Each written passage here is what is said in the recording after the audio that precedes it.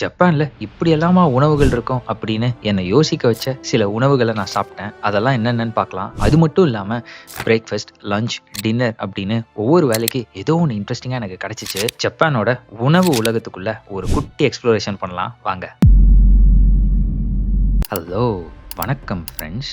நம்மளுடைய Japan series எல்லாம் enjoy பண்ணிட்டு இருப்பீங்க அப்படின்னு நம்புறேன். இந்த வீடியோவில் ஜப்பானில் நான் எக்ஸ்ப்ளோர் பண்ண சில இன்ட்ரெஸ்டிங்கான ஃபுட்ஸ் அதை தான் உங்களுக்கு நான் ஷேர் பண்ண போகிறேன். ஏற்கனவே நம்ம வந்து நிஞ்சா கஃபே, ரோபோட் கஃபே அப்படின்னு சில தீம்டு ரெஸ்டாரண்ட்ஸ் வந்து எக்ஸ்ப்ளோர் பண்ணோம். அந்த வீடியோஸ்லாம் நான் டிஸ்கிரிப்ஷனில் கொடுக்குறேன். இந்த வீடியோவை நான் வெவ்வேறு நாட்களில் ரெக்கார்ட் பண்ணேன். ஸோ அதனால் ஒரு கோர்வையாக வராது. முதல் நம்ம பிரேக்ஃபாஸ்ட்லேருந்து ஆரம்பிச்சிரும். நான் தங்கிட்டு இருந்த ஹோட்டலில் ஃப்ரீ பிரேக்ஃபாஸ்ட் சும்மா வெஸ்டர்னும் ஜாப்பனீஸ் ஃப்ளேவர்ஸையும் சேர்த்து வச்சு செஞ்சுருந்தாங்க. ஃப்ரைட் சிக்கன், சாசேஜ் அப்படின்னு மீட் வகைகள் இதெல்லாம் தாண்டி நம்மளோட ஃபேவரட் வந்து பார்த்தீங்கன்னா இந்த எக்கு மட்டும்தான். எக்கு வந்து அழகாக ஸ்கொயராக இந்த லெகோ பிரிக்ஸ் மாதிரி பண்ணி வச்சுருந்தாங்க.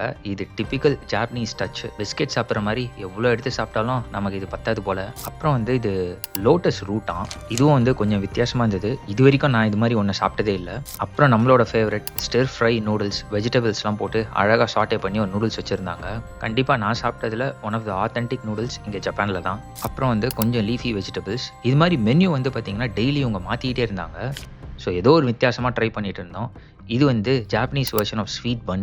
எக்குக்கு அடுத்தது இந்த பன் வந்து என்னோட ஃபேவரட் ஜப்பானில். சரி, எல்லாம் எடுத்துட்டோம். ஆனால் மெயின் ஐட்டம் மிஸ் ஆகுது, சூப்பு. ஜப்பானில் சூப் வந்து பிரேக்ஃபாஸ்ட்டோட ஒரு முக்கியமான அங்கம். அவ்வளோதான் நம்மளுடைய பிரேக்ஃபாஸ்ட். இங்கே இன்னும் நிறைய இருக்குது. நம்ம ரைஸ் சாப்பிட மாட்டோம். ஸோ அதனால் இதுவே நமக்கு ஓகே. இந்த சாப்ஸ்டிக்கை வச்சு முதல்ல ஒரு 2 நாள் போராட்டிட்டு இருந்தேன். அதுக்கப்புறமா ஈஸியாக செட் ஆகிடுச்சு. சாப்ஸ்டிக்கும் நல்லா தான் பாருக்கு. இந்த பிரேக்ஃபாஸ்ட் ஒரு 2 நாள் சாப்பிட்டதுக்கே எனக்கு பிரேக்ஃபாஸ்ட் கிரேவிங் வந்துருச்சு ஜப்பானில். அவ்வளோ நல்லா இருந்துச்சு இந்த ஃபுட்டு. சிம்பிளாக தான் இருந்தது, பட் சூப்பர். ஜப்பான்லேருந்து கிளம்புறப்ப நான் ஒன்று மிஸ் பண்ணேன் அப்படின்னு சொன்னால் இந்த பிரேக்ஃபாஸ்ட் தான். இது இன்னொரு நாளைக்கு பாருங்கள். இவங்க இன்னொரு டிஃப்ரெண்ட் டைப் ஆஃப் நூடுல்ஸ் பண்ணி வச்சுருந்தாங்க. ஸ்பைஸ் லெவல் நமக்காகவே செதுக்கி வச்ச மாதிரி இருந்தது. ஓவர் ஸ்பைஸியாகவும் இல்லாமல் சப்புன்னு இல்லாமல் சூப்பராக இருந்தது. சரி, பிரேக்ஃபாஸ்ட் சாப்பிட்டு முடிச்சாச்சு. இப்போது லஞ்சுக்கு ஜப்பானில் ஒரு ஆத்தென்டிக் ஸ்ட்ரீட் ஃபுட் ஒன்று இருக்குது. இது ஒரு வித்தியாசமான ஃபுட்டு. இதை ட்ரை பண்ணலாமா? பரபரப்பான லஞ்ச் டைமில் ஜப்பானில் இருக்க ஒரு மால்குள்ளே வந்திருக்கேன் இந்த ஃபுட்டுக்கு. சரி, வித்தியாசம்னு சொன்னியே, அப்படி இந்த ஃபுட்டுக்குள்ளே என்ன இருக்குது அப்படின்னு கேட்குறீங்களா? இது பார்க்கறதுக்கு நம்ம குழி பணியாரம் மாதிரியே இருக்கும். ஆனால் உள்ளே இருக்க சமாச்சாரம் தான் வேறு. அப்படி என்ன இருக்கும் இது உள்ள? பாம்பா, பூச்சியா, இல்லை தேலா? யோசிச்சிட்டிங்களா?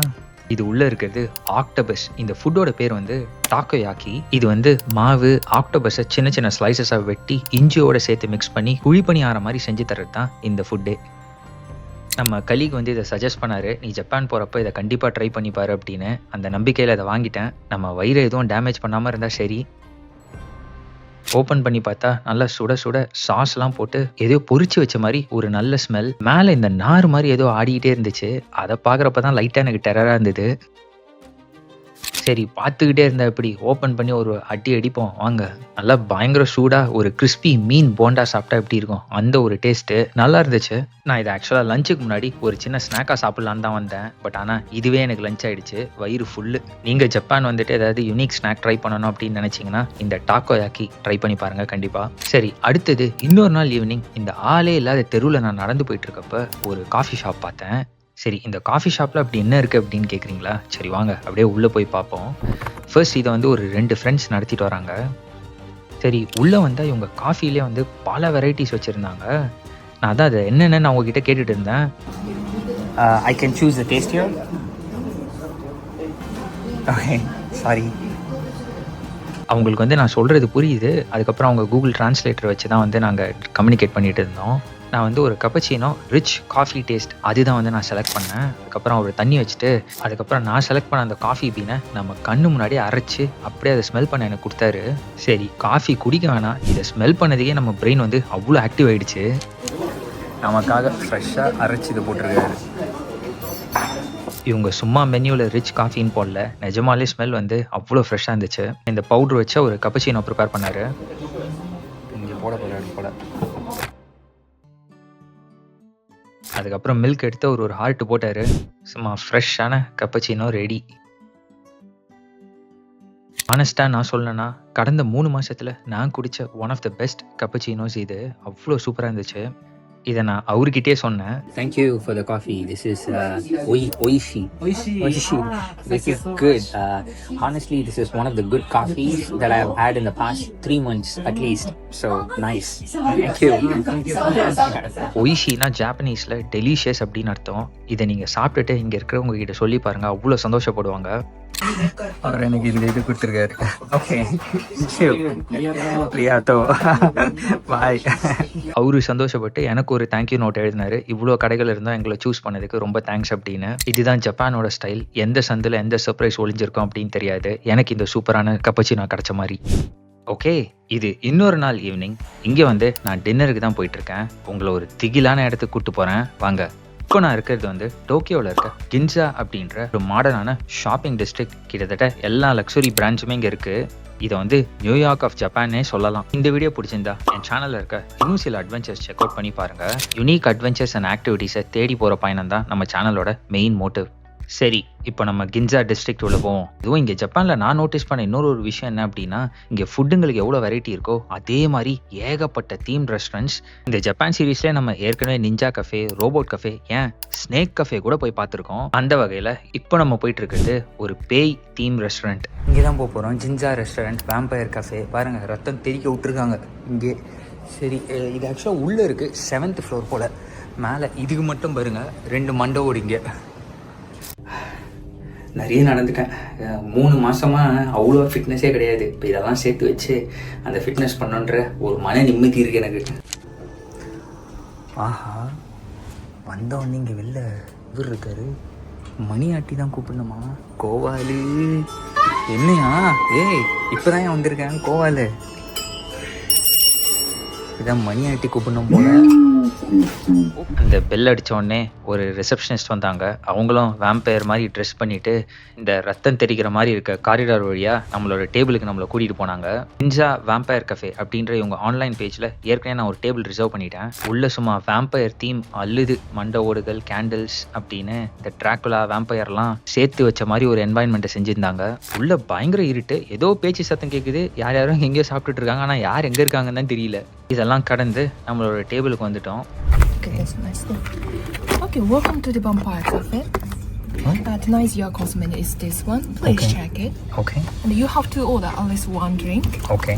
வந்துட்டு இவங்க மெனுவை கொடுத்துட்டு போயிட்டாங்க. நம்ம ஒரு நான் ஆல்கஹாலிக் ட்ரிங்க் ஒன்று ஆர்டர் பண்ணலாம். இந்த மெனுவை பாருங்கள், சவப்பெட்டி மாதிரி இருக்குது. மெனு ஐட்டம்ஸ்லாம் ஒவ்வொன்றும் டெரராக இருந்தது. நான் இதுதான் எடுத்தேன், எலிசபெத் பேட்லி பிளட் ஆரஞ்சு ஜூஸ். ஃபுட்டுலேயே இவங்க ஏகப்பட்ட தீம் பண்ணியிருந்தாங்க. சரி, நம்ம ஜூஸ் ஆர்டர் பண்ணிட்டு வெயிட் பண்ணிட்டு இருந்தேன். ஒரு 10 நிமிஷத்துலேயே நம்ம ஜூஸ் ரெடியாக வந்துருச்சு.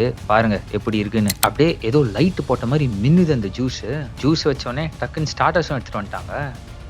இந்த ஜூஸோட ஷாக்லேருந்தே நான் மீல்ல அதுக்குள்ளே அவங்க இன்னொரு சம்பவம் பண்ணிட்டாங்க. சாலட் எடுத்துன்னு வந்து வச்சுட்டு மந்திரம் சொல்ல ஆரம்பிச்சிட்டாங்க.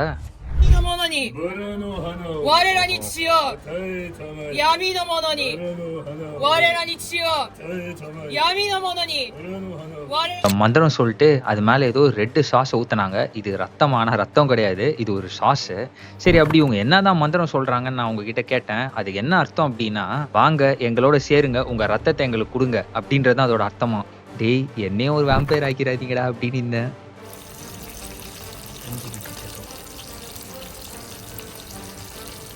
அடுத்தது எண்ணெயில் பொரிஞ்சிக்கிட்டு இருந்த அந்த வெஜிடபிள்ஸ் எடுத்துகிட்டு வந்து வச்சுட்டாங்க. இவங்க எது பண்ணாலும் கொஞ்சம் டெரராக தான் பண்ணுறாங்க.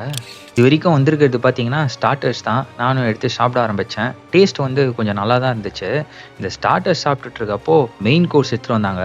அது வந்து இது எல்லாத்தோட அல்டிமேட்டாக இருந்தது. பாருங்கள் அவங்க அப்படி என்ன எடுத்துகிட்டு வந்தாங்க அப்படின்றது. பிளாக் சாஸ் பாஸ்தா, அது கீழே டெத்துன்னு வேறு ஏதோ ஒன்று எழுதி வச்சுருந்தாங்க. நான் ரெட்டு, க்ரீனு, ஒயிட் சாஸ் கூட பார்த்துருக்கேன். ஆனால் பிளாக் சாஸ் பாஸ்தா பார்த்ததே கிடையாது. இதுதான் முதல் தடவை. பார்க்கறதுக்கே இது திகிலாக இருந்தது. சரி, நம்ம வயிறை டேமேஜ் பண்ணாமல் இருந்தால் சரி, பிளாக் சாஸ் பாஸ்தா சாப்பிடுவோம் வாங்க. பார்க்கறதுக்கு தான் இது ஒரு மாதிரி இருந்துச்சு. பட் ஆனால் சாப்பிட்றதுக்கு டேஸ்ட் ஓகே தாங்க. ஓரளவு மாடரேட் ஸ்பைஸியாக இருந்துச்சு. ஜூஸ், பாஸ்தா, சாலட், வெஜ்ஜீஸ் அப்படின்னு இவங்க இதெல்லாம் கொண்டு வந்து அடிக்கிட்டாங்க. இதுக்கே நம்ம வயிறு ஃபுல்லாகிடுச்சு அப்படின்னு நான் யோசிச்சுட்டு இருக்கப்ப அவர் இன்னொரு மீல் எடுத்துகிட்டு வந்துட்டாரு.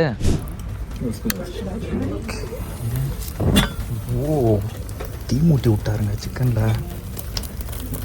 பாருங்க, தீ வச்சு விட்டாரு சிக்கனில். இது ஏதோ ஃபேரி சிக்கன் போல். இதுவும் நல்லா இருந்துச்சு. இந்த சிக்கன் இதெல்லாம் சாப்பிட்டு முடித்தோடனே சரி இதோட முடிஞ்சிச்சா அப்படின்னு நினச்சேன். இல்லை இரு உனக்கு டெசர்ட் வருதுன்னு தனியாக டெசர்ட் எடுத்துகிட்டு வந்தார். அதுதான் இது. இதோட பேர் வந்து பிளடி ஸ்பைடராம். இதை நான் சாப்பிட்டுட்டு இருக்கப்ப முடிஞ்சிருச்சு அப்படின்னு நினச்சேன். உடனே அவரு இருங்க பாய் அப்படின்னு இன்னொரு டெசர்ட் எடுத்துகிட்டு வந்துட்டாரு. அதாவது ஒரு கோர்ஸ்லையுமே இவங்க வந்து variation, dessert, salad, main course எல்லாத்துலேயுமே 2 என் மைண்ட் வாய்ஸ் வேறு, டேய் என்னால் முடியல என்னை விட்டுருங்கடா அப்படின்ற மாதிரி ஆயிடுச்சு. ஆனால் ஃபுட் குவாலிட்டி சூப்பருங்க. ஃபுட் குவாலிட்டியோட இவங்க வச்சிருக்க அந்த க்ரியேட்டிவிட்டியும் வந்து இன்னும் நல்லா இருந்துச்சு. ஒரு ஃபுட்லேயும் வந்து அழகாக ஒரு டிசைன் போட்டு அந்த தீமுக்கு ஏற்ற மாதிரி பண்ணியிருந்தாங்க. கண்டிப்பாக நான் எக்ஸ்ப்ளோர் பண்ணதில் இது one of the unique themed restaurants. நம்ம வயிறும் நிறைஞ்சிருச்சு, மனசும் நிறைஞ்சிருச்சு. ஸோ பில்லை செட்டில் பண்ணிட்டு அப்படியே வெளில வந்துட்டேன். ஆன்லைன்லேயே அப்போ நான் போட்டுட்டேன். ஸோ அவங்க என்ன பண்ணாங்க, ஒவ்வொன்றா எடுத்துகிட்டு வந்து வச்சுட்டு இருந்தாங்களா. நான் எனக்கு முடிஞ்சிருச்சுன்னு பாதியில் கிளம்ப போயிட்டேன். அதுக்கப்புறம் அவர் பிடிச்சி இல்லை நீ போய் உட்காரு, நீனும் டெசர்ட் இதெல்லாம் வருது அப்படின்ட்டு அனுப்பி விட்டார் அங்கே இருக்கிறவர். போதுன்னு சொல்கிற அளவுக்கு அவங்க நம்மளை கவனிச்சு அமிச்சாங்க. ஓகே ஃப்ரெண்ட்ஸ், இத்தோட நம்மளோட இந்த ஃபுட் எக்ஸ்ப்ளோரேஷன் பயணம் முடியுது. ஏதோ என்னால் முடிஞ்ச கொஞ்சம் யூனிக் ஃபுட்ஸ் உங்களுக்கு நான் காமிச்சேன். என்னோட சேர்ந்து இந்த எக்ஸ்ப்ளோரேஷனை நீங்களும் என்ஜாய் பண்ணியிருப்பீங்க அப்படின்னு நம்புகிறேன். இன்னொரு வீடியோவில் இன்ட்ரெஸ்டிங்கான டாப்பிக்கோட வந்து உங்களை சந்திக்கிறேன். Until then, take care, take it easy, bye.